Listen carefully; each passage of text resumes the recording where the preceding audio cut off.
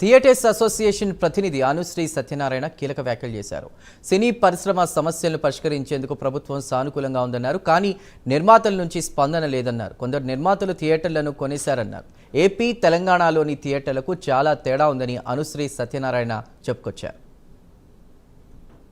ఇండస్ట్రీకి బాగా దగ్గరగా వ్యక్తి డిప్యూటీ సీఎం. మా కష్టాలు తీర్చేది ఆయనే. అటువంటిది ఆయన సినిమాను ఆఫ్ చేస్తా అంత ధైర్యం ఎవరికీ లేదు. దానికి మేము ఫుల్ వ్యతిరేకం కూడా. అసలు దానికి ఎట్టి పరిస్థితుల్లోనూ ఒప్పుకోం.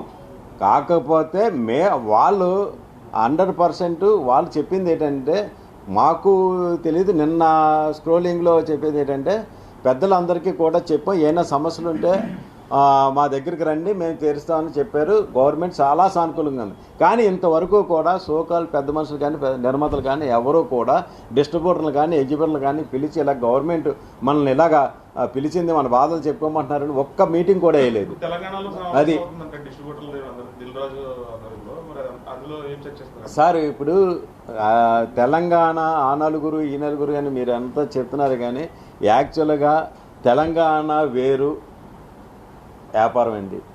సినిమా ఇండస్ట్రీలో 70-60% బిజినెస్ జరిగేది నైజాం ఏరియా. అయితే ఆ నైజాం ఏరియాలో సోకాలు కొంతమంది పెద్ద మనుషులు థియేటర్లు తీసుకుని ఒక విధంగా కాంపిటీషన్లు చేసుకున్నట్టు చేసుకున్నారు. ఈ మధ్యకాలంలో మైత్రి మూవీస్ అని వేరే సపరేట్గా వాళ్ళు పెట్టుకున్నారు.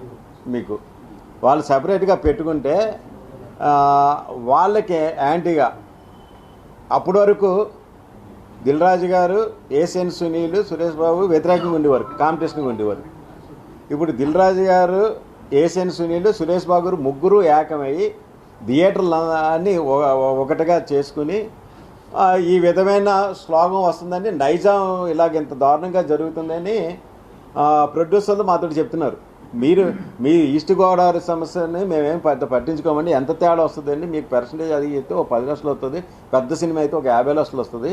అదే నైజాంలో వచ్చేటప్పటికి 50 కోట్లు తేడా వచ్చేద్దండి.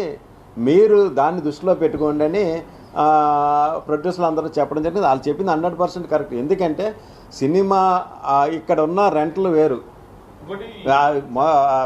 ఏది మిగతా జిల్లాల్లో చూసుకుంటే ఈస్ట్ వెస్ట్లో థియేటర్ల రెంట్లు చాలా తక్కువ. నైజాంలో ఒక్కొక్క థియేటర్కి 5-6 లక్షలు కూడా ఉంటాయి. మనకి 2,40,000 మించి ఏ థియేటర్ ఉండదు.